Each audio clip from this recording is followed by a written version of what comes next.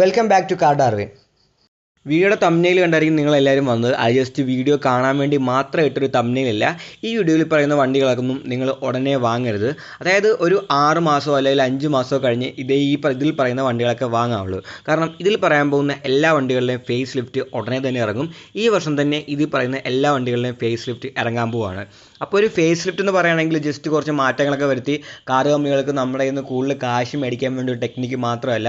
ഇപ്പം ഓരോ വണ്ടി ഇറങ്ങുന്നത് ഒരുപാട് ടെസ്റ്റ് കഴിഞ്ഞാണ്. പക്ഷേ എന്തെങ്കിലുമൊക്കെ പോരായ്മ എല്ലാ വണ്ടിയും കാണും. ആ ഒരു പോരായ്മ അറിയുന്നെങ്കിൽ കുറച്ച് കാലം ആ ഒരു വണ്ടി റോഡിൽ ഓടണം, കസ്റ്റമേഴ്സ് അത് യൂസ് ചെയ്യണം. എന്നാൽ മാത്രമേ അതിൻ്റെ പോരായ്മകളൊക്കെ നമുക്ക് അറിയാൻ പറ്റുള്ളൂ. ആ ഒരു പോരായ്മകളൊക്കെ പരിഹരിച്ചായിരിക്കും ഓരോ ഫേസ് ലിഫ്റ്റും വരുന്നത്.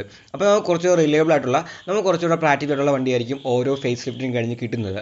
നമുക്ക് ആവശ്യമുള്ള ഫീച്ചേഴ്സ് അവരതിൽ കൊണ്ടുവരുന്നതായിരിക്കും, ആവശ്യമുള്ള സാധനങ്ങളൊക്കെ ഒഴിവാക്കുന്നതായിരിക്കും. പിന്നെ ലുക്കിലും അതേപോലെ ഇൻറ്റീരിയൽസിലെ കുറേ മാറ്റങ്ങളും ഫീച്ചേഴ്സിലും കുറച്ച് മാറ്റങ്ങളൊക്കെ കൊണ്ടുവരുന്നതായിരിക്കും. ആദ്യത്തെ വണ്ടി ടാറ്റ പഞ്ചാണ്. പഞ്ച് ഇറങ്ങിക്കഴിഞ്ഞ് വരുന്ന മേജർ ആയിട്ടുള്ളൊരു അപ്ഡേഷൻ ആയിരിക്കും ഇത്. വണ്ടിയുടെ ഡിസൈനിലും ഇൻറ്റീരിയൽസിലൊക്കെ നല്ല മാറ്റങ്ങളെന്ന് പറയുന്നുണ്ട്. ഫ്രണ്ടിലെ ഡിസൈനും ഹെഡ് ഡിസൈനും ഗ്രില്ലും അതേപോലെ റിയറിലെ ഡിസൈനും അങ്ങനെ എല്ലാത്തിനും നല്ല മാറ്റം കാണും. പുതിയ അലോയ് വീൽസ് ഒക്കെ വരാൻ സാധ്യതയുണ്ടെന്ന് പറയുന്നുണ്ട്.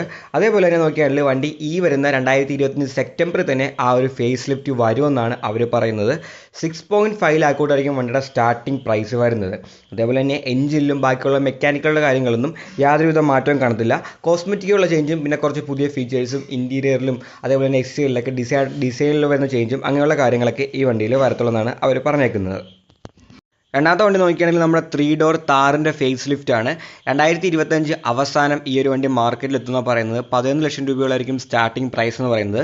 വണ്ടിയുടെ ലുക്ക് നോക്കുകയാണെങ്കിൽ റിയറിൻ്റെ ലുക്കിനും ഫ്രണ്ടിൻ്റെ ലുക്കിനൊക്കെ മാറ്റം ഉണ്ടാകും. നമ്മുടെ താർ റോക്സിൻ്റെ ആ ഒരു ലുക്ക് ഇൻസ്പയർ ആക്കിയായിരിക്കും പുതിയ 3 ഡോർ താറും വരാൻ പോകുന്ന പറഞ്ഞേക്കുന്നത്.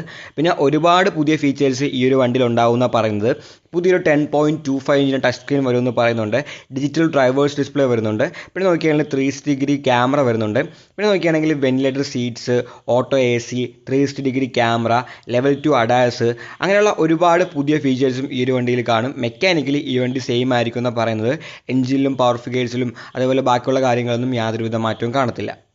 മൂന്നാമത്തെ വണ്ടി നോക്കുകയാണെങ്കിൽ നമ്മുടെ SUV 700 ആണ്. ഈ ഒരു വണ്ടി വന്നു കഴിഞ്ഞാൽ ഇതിൻ്റെ ആദ്യത്തെ ഫേസ് ലിഫ്റ്റാണ്. അതുകൊണ്ട് തന്നെ ഒരുപാട് മാറ്റങ്ങൾ ഇതിലുണ്ടാവും എന്നാണ് പറയുന്നത്.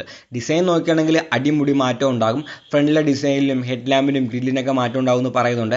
റിയറിൽ നോക്കിയാലും റിയറിലെ ടൈൽ ലാമ്പിനും അതേപോലെ തന്നെ റിയറിലെ ഡിസൈനിലും മൊത്തത്തിൽ മാറ്റം ഉണ്ടാകും. അങ്ങനെ മൊത്തത്തിൽ എക്സ്റ്റീരിയേഴ്സിൽ നല്ല മാറ്റം ഉണ്ടാകും. ഇൻറ്റീരിയേഴ്സിലും ഒരുപാട് മാറ്റം ഉണ്ടാകും. എക്സ്ട്രാ ആയിട്ട് പുതിയ ഒരുപാട് ഫീച്ചേഴ്സ് വരുമെന്ന് പറയുന്നുണ്ട്. അതായത് റിയർ സീറ്റ് വെന്റിലേറ്റഡ് ആകുമെന്ന് പറയുന്നുണ്ട്. ഡിജിറ്റൽ കീ വരുന്നുണ്ട്. സെൽഫ് പാർക്കിംഗ് അസിസ്റ്റ് വരുന്നുണ്ട്. പിന്നെ മെക്കാനിക്കലായിട്ട് വലിയ ചേഞ്ചൊന്നും കാണത്തില്ല. എഞ്ചിൻ ഓപ്ഷൻസും കാര്യങ്ങളൊക്കെ സെയിം തന്നെ ആയിരിക്കും എന്നാണ് പറയുന്നത്. 2026 ജനുവരി തന്നെ ഈ ഒരു ഫേസ് ലിഫ്റ്റഡ് SUV 700 വരുമെന്ന് പറയുന്നത്. സ്റ്റാർട്ടിംഗ് പ്രൈസ് നോക്കുകയാണെങ്കിൽ ഏകദേശം 15 ലക്ഷം രൂപയോളം ആയിരിക്കും. നാലാമത്തെ വണ്ടി എന്ന് പറയുന്നത് സ്കോഡ സ്ലാവിയുടെ ഫേസ് ലിഫ്റ്റ് ആണ്. പുതിയ ഫേസ് ലിഫ്റ്റ് വരാൻ നേരത്തെ വണ്ടിയുടെ എക്സ്റ്റീരിയേഴ്സിലും അതേപോലെ തന്നെ ഇൻറ്റീരിയേഴ്സിലൊക്കെ നല്ല മാറ്റം വരുമെന്ന് പറയുന്നുണ്ട്. ഡിസൈനിലൊക്കെ നല്ല ചേഞ്ച് അവർ കൊണ്ടുവരുമെന്ന് പറയുന്നുണ്ട്. അതേപോലെ തന്നെ വണ്ടിയിൽ പുതിയ ഫീച്ചേഴ്സും ഉണ്ടാവുമെന്ന് പറയുന്നുണ്ട്. അതായത് നോക്കുകയാണെങ്കിൽ പുതിയ ഡ്രൈവേഴ്സ് ഡിസ്പ്ലേ വരുമെന്ന് പറയുന്നുണ്ട്. 360 ഡിഗ്രി ക്യാമറ വരുന്നുണ്ട്. അഡാസ് ഫീച്ചേഴ്സ് അതേപോലെ തന്നെ പുതിയൊരു പ്രീമിയം ഓഡിയോ സിസ്റ്റം ഈ വണ്ടിയിൽ ഉണ്ടാവുന്നവർ പറയുന്നുണ്ട്. അതേപോലെ തന്നെ ഇവരുടെ ലോഞ്ച് ഡേറ്റ് എപ്പോഴാണെന്ന് അവർ കൺഫേം ചെയ്ത് പറഞ്ഞിട്ടില്ല. 2025 അവസാനമോ അല്ലെങ്കിൽ 2026 ആദ്യം തന്നെ ഈ വണ്ടി മാർക്കറ്റിൽ വരുമെന്നാണ് പറയുന്നത്. 10 ലക്ഷം രൂപയോടായിരിക്കും വണ്ടിയുടെ സ്റ്റാർട്ടിംഗ് പ്രൈസ് എന്നാണ് അവർ പറഞ്ഞേക്കുന്നത്.